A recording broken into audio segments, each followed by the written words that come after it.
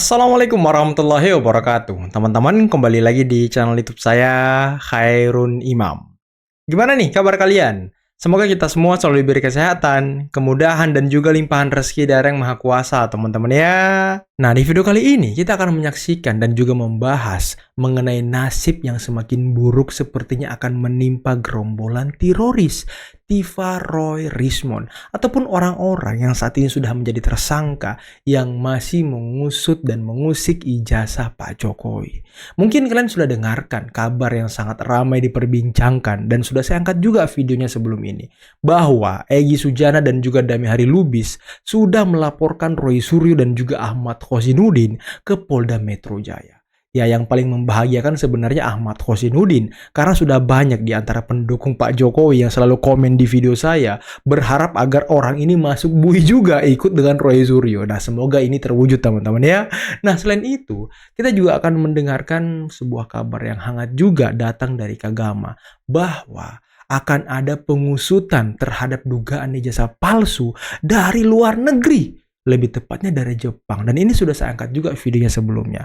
Dan apakah ini artinya bahwa gerombolan teroris ini dikuliti satu persatu teman-teman? Akan dimasukkan ke bui dengan pasal yang berlapis-lapis sehingga mereka mungkin bisa mengakhiri hidup di dalam bui kali ya. Mungkin saja. Tapi semoga enggak teman-teman ya. Kasihan juga mereka ini. Umurnya kan udah pada tua-tua. Dan takutnya ya nanti diserang penyakit lah apalah dan lain sebagainya. Tapi ya nantilah kepolisian dan juga pengadilan yang menentukan gitu ya kan. Nah, selain itu, kita akan menyaksikan bagaimana Bung Semar Mardiansyah menghajar habis-habisan penasihat hukum dari Roy Suryo CS. Yakni, tahu kan siapa penasihat hukumnya? Siapa lagi kalau bukan Refly Harun. Waduh, yang sekarang mati-matian membela kliennya teman-teman. Aduh, luar biasa manusia ini ya. Dan terakhir, kita akan mendengarkan penjelasan dari kawan-kawan Pak Jokowi, teman seangkatan Pak Jokowi, mengenai pembelaan mereka nantinya di pengadilan.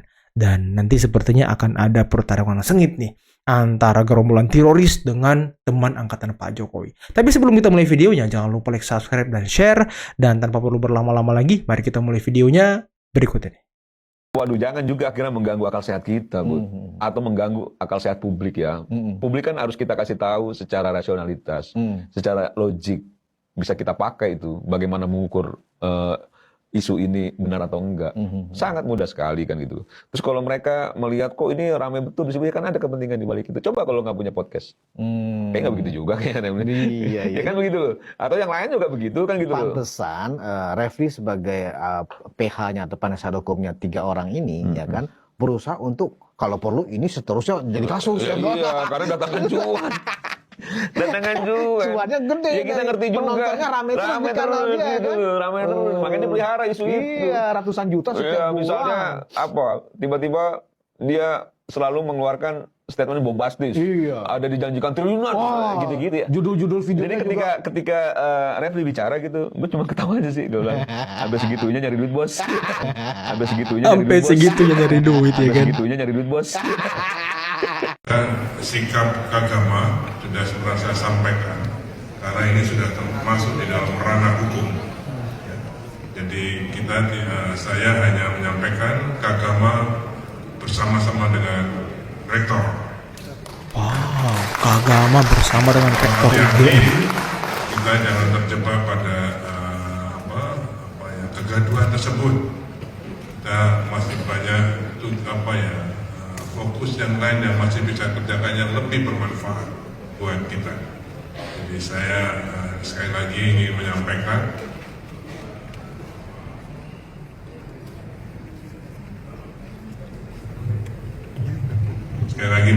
bahwa sikap agama adalah bersama rektor. Bersama rektor. Kurang-kurangnya dari institusi Universitas Gadjah Mada yang memang kompeten. Waduh, bentar. Tiva dulu kan selalu mengklaim bahwa mereka dapat dukungan dari Kagama lah, mereka dapat dukungan dari Civitas Akademika lah, katanya banyak dosen-dosen di UGM yang percaya sama mereka lah. Tapi ya, kalau kita dengarkan penjelasan dan pengakuan dari Ketua Umum Kagama, Pak Basuki, dia menegaskan bahwa Kagama bersama dengan Ibu Rektor. Ini terkait dengan kasus ijazah Pak Jokowi, teman-teman ya. Tapi saya kira sudah clear dan kita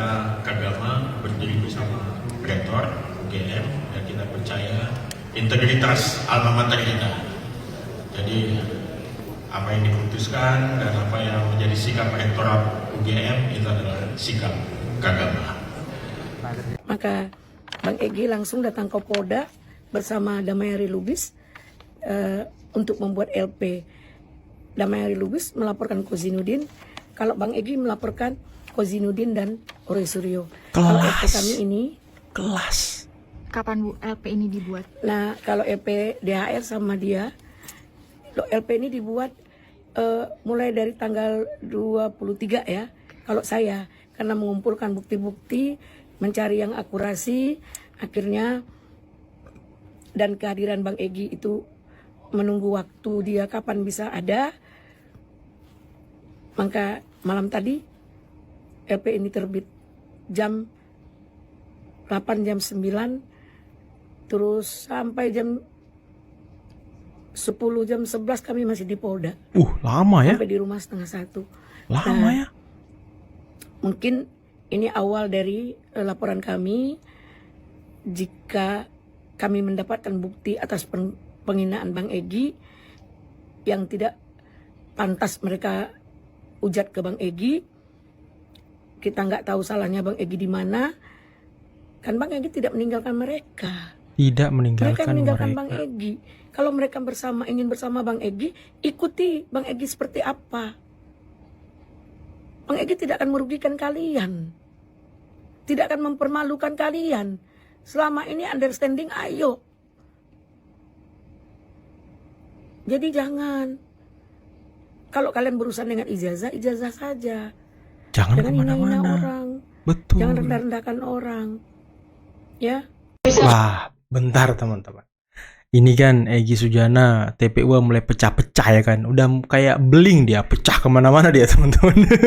Dan masih kan nggak kalian informasi yang diberikan oleh Novel Bahmukmin bahwa ada orang yang dipecat dari TPUA, dalam hal ini Rizal Fadila dan kawan-kawan, yang ternyata melakukan pertemuan dengan para petinggi Partai Banteng. Waduh. Hanya kehilangan 2 tuyul itu kita dapat. Aduh, urip Roy Suryo wis ora tenang, guys. Semakin ora tenang. Tidak seperti hidup kita ya, guys. Bisa jalan-jalan, bisa bersenang-senang. Betul. Ada rasa dendam dan benci.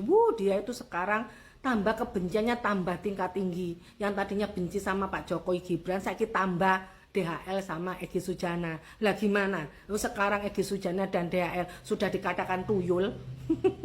Kalau Egy Sujana dan DHL itu tuyul, lah Roy Suryo apa, guys? Iblis. Iblis ya kan. Nah, tadinya Roy Suryo fokus pada Pak Jokowi. Sibuk mencari narasi-narasi yang jelek untuk Pak Jokowi, sibuk untuk bagaimana menjatuhkan Pak Jokowi, sibuk mencari fitnahan-fitnahan Jokowi, dan sibuk mencari dukungan. Nah, tapi apa yang terjadi? Sekarang pikirannya terpecah. Urusan dengan Pak Jokowi belum selesai. Sekarang sibuk mulai membuat narasi untuk 2 tuyul ini tadi, guys. Dimana 2 tuyul ini tadi sudah kembali ke jalan yang benar. Pengennya 2 tuyul itu ya mendukung dia. Sehingga iblis ini ya, yang satu ini, nah tidak terima. Nah, kalau 2 orang pengikutnya dikatakan tuyul, dia apa ya gak iblis toh, guys. Dan dengan enaknya mulutnya mengatakan bahwa 2 orang ini tuyul, mengatakan Pak Jokowi ini seakan-akan jin iblis, berarti dia iki apa? Nah, berarti kan dia kan iblis, ya kan? Yang sukanya ngompor-ngomporin, sukanya memfitnah, sukanya membikin gaduh, apa kuwi jenenge gak iblis, guys. Ya toh. Dan saking kecewanya ya, saking kecewa dan cemburunya membuat Roy Suryo gerombolannya kebakaran. Itu yang di belakangnya Roy Suryo itu cuma ikut-ikutan, hehehe, hahaha, huhuhu, begitu. Tim hore ya kan. Cuman ikut-ikutan, apalagi yang ikut itu tuir-tuir, ya ampun. Tuir-tuir. Ya? Yang ikut itu tuir-tuir tuh loh, yang hehe, hoho. Udah bawa apa? haha, Udah itu. bawa apa, guys? Anak buah iblis. Nah, itulah guys ya. Semoga kita semua dijauhkan oleh rasa benci dan dendam. Nah, rupanya Roy Suryo semakin hari semakin stres karena di dalam pikirannya selalu aja kebencian. Ini kebencian ke Pak Jokowi, kebencian lagi pada Gibran. Saiki nambah bencine. karo Egy Sujana dan DHL. Semakin hari semakin rame ya guys. Nah, semoga nanti ada lagi ya tuyul-tuyul lagi yang menyusul Egy Sujana dan DHL. Salam waras guys. Salam. Surat waras. SP3 ini dianggap cacat formil dan cacat material. Pak Arianto setuju atau tidak? Saya tidak setuju karena apa yang dilakukan oleh penyidik saya lihat ya, mulai dari mengadakan RJ kemudian sampai melakukan SP3 itu dia sudah memedomani undang-undang KUHP yang baru. Kenapa mengacu pada KUHP yang baru? Karena di KUHP yang lama tidak diatur. Yang lama itu diatur ada perkap. Perkap itu nggak ada cantolannya dari undang-undang. Jadi kalau dicantolkan di situ bahwa SP3-nya atau SP3-nya itu pakai perpol, nggak laku itu. Jadi sebetulnya perpol memang tidak seharusnya dicantumkan di SP3 itu? Tidak cantumkan karena itu bukan dasar hukum yang mendukung untuk itu kan, karena perpol itu tidak ada dasar, bukan undang-undang itu. Karena waktu itu ya perpol itu keluar sebelum di dalam undang-undang yang lama itu tidak ada aturan tentang RJ. Soal RJ. Itu kan, itu perpol itu dulu nekat karena ngikutin dari jaksa yang mengeluarkan peraturan kejaksaan itu kan. Tapi menurut saya itu sebenarnya cacat hukum. Nah sekarang dengan adanya RJ di dalam KUHP yang baru itu semua dianut itu mulai dari proses-prosesnya itu dan kemudian tidak ada yang salah. Apalagi itu tadi yang dikatakan dasar hukumnya tadi. Saya tadi kecewa karena dimanipulasi karena ini profesor tadi mengatakan kan bahwa ini waktu produk kan harus ada dasar hukumnya, tapi kok tidak ada? Ada ternyata kan? Ada. Hanya dibilang ini pasal 351 hanya diasumsikan itu KUHP yang lama itu berarti.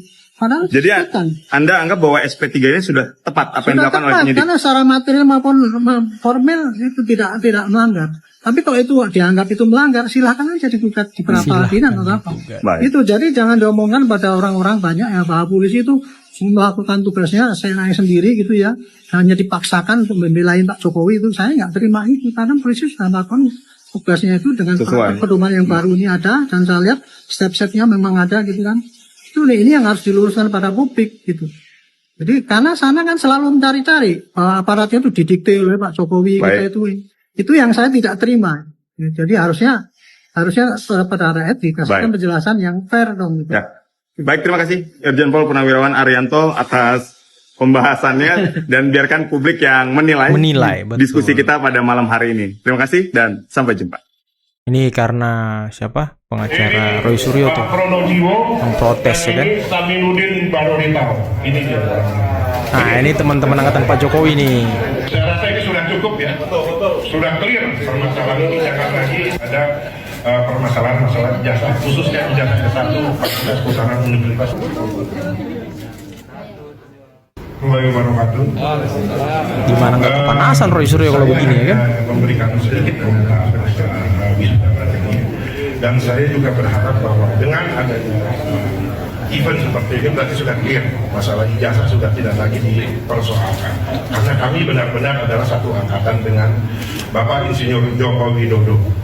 Beliau masuk tahun 1980 bersama dengan warna kami hijau kan? Dan warna hijau kan? di wisuda juga bareng dengan kami tahun 1985. Dan wisuda di UGM ini tidak satu kali wisuda.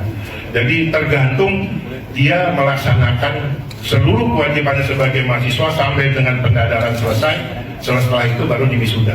Ada yang mungkin belum melaksanakan seluruh kewajibannya sebagai mahasiswa itu diwisuda setelah itu. Jadi ada yang tahun 1985, ada yang tahun 1985. Jangan dipermasalahkan masalah itu. Ya, kami tegaskan sekali lagi bahwa saya adalah saksi hidup dan saya sebagai teman dari Insinyur Joko Widodo 1985 dan satu kampus dengan beliau. Saya rasa itu statement. Saya perkenalkan ini Bu Evi, Nani yang ada di situ di kamar itu, sama sebaiknya kita dekat situ sih sebenarnya. Sebaiknya dekat situ ya. Gimana cara ngebantahnya ini kan saksi hidup ya kan? Gimana cara ngebantahnya teman-teman? Ini saya nomor satu ini Bu Evi. Ini saksi hidup ini teman kuliah Pak Jokowi. Ini Pak Prono Audio, dan ini Saminuddin Barorita. Ini dia orangnya. Ini. Saya rasa ini sudah Tapi cukup. bilang ini settingan ya kan. Sudah clear. By the way, ini video yang sudah agak lama teman-teman. Kita flashback kembali ya kan, biar mereka makin kejang-kejang gitu ya. Teman-teman semuanya, saya menambahkan beberapa hal yang tadi belum disampaikan, bahwa pada saat wisuda itu bulan November 1985, saya kebetulan membawa fotografer sendiri dengan kamera saya sendiri. Hasilnya ini. Jadi foto-foto yang beredar itu, yang sebagian adalah foto-foto hasil dari kamera saya dan fotografer saya. Ini ada buktinya. Ini masih dokumen saya yang asli pada saat pelepasan wisudawan di Fakultas Kehutanan UGM. Jadi ini otentik. Dari pertama dicetak foto ini setelah wisuda. Jadi tidak ada keraguan tentang foto-foto yang ditampilkan itu. Karena di dalam foto itu selain ada saya, kameranya ada punya saya, dan fotografernya adalah fotografer yang saya bawa. Itu saya kira. Nama saya Saminuddin Beto, biasa dipanggil Tou. Teman-teman memanggil Tou. Demikian. Gimana ya kalau kawan-kawan Pak Jokowi ini jadi saksi di pengadilan? Nggak selesai kali orang-orang itu ya. Semuanya yang bawa, semua yang bawa.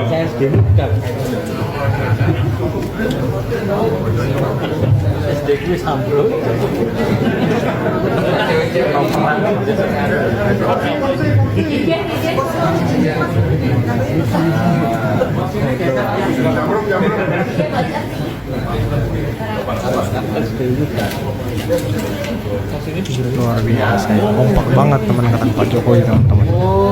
Oke, itulah tadi beberapa video yang bisa kita simak, yang bisa kita saksikan pada kesempatan kali ini. Dan gimana menurut kalian teman-teman mengenai pelaporan Egy Sujana terhadap Roy Suryo, Ahmad Kozinudin, pelaporan DHL terhadap Ahmad Kozinudin? Ya, kita berharap semoga kasus ini segera cepat diproses biar mereka masuk buih dan congornya nggak kemana-mana lagi teman-teman ya.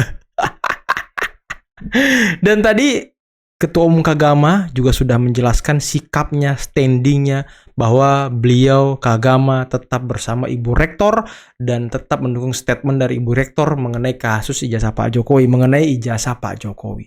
Dan saya pikir ya apa yang selalu dikatakan Tifa, apa yang selalu diklaim Tifa bahwa Kagama mendukung mereka, Kagama memberikan ya ini itu kepada mereka, ternyata ya DPP Kagama sendiri ya mendukung statement rektor mengenai ijazah Pak Jokowi. Jadi udahlah teman-teman, klaim-klaim sepihak mereka ini ya sulit dipercaya gitu ya kan. Siapa yang mau percaya orang-orang ini? Tapi ya saya bingung gitu. Sampai detik ini, sampai saat ini masih banyak orang yang termakan dengan omongan-omongan gerombolan teroris ini teman-teman. Dan semoga nanti Rismon nggak tahu ya apakah dugaan ijazahnya itu akan diusut atau seperti apa ya, kita nggak tahu teman-teman. Semoga saja diusut gitu, karena ya informasi dari Kagama juga akan ada pelaporan atau akan ada pengusutan mengenai ijazah dari Rismon yang diduga bermasalah itu teman-teman. Ya kita lihat saja lah, wait and see aja seperti apa ke depannya. Dan tadi Bung Semar Mardiansa juga menyindir Refli Harun dapat berapa gitu ya kan selama kasus ijazah Pak Jokowi ya, karena banyak sekali channel-channel YouTube yang panen teman-teman. Keadilan TV, Refli Harun, siapa lagi, banyak pokoknya teman-teman ya, Sentana, Balige dan lain sebagainya. Ya biarkanlah itu menjadi barokah bagi mereka ya kan. Ini bukti bahwa Pak Jokowi selalu membawa berkah, selalu memberikan jalan rezeki bagi siapapun, even itu orang yang membenci beliau. Waduh, oke teman-teman, mungkin cukup sekian dulu video kali ini. Jangan lupa like, subscribe, dan share videonya. Akhir kata, billahi taufiq wal hidayah. Assalamualaikum warahmatullahi wabarakatuh. Bye-bye.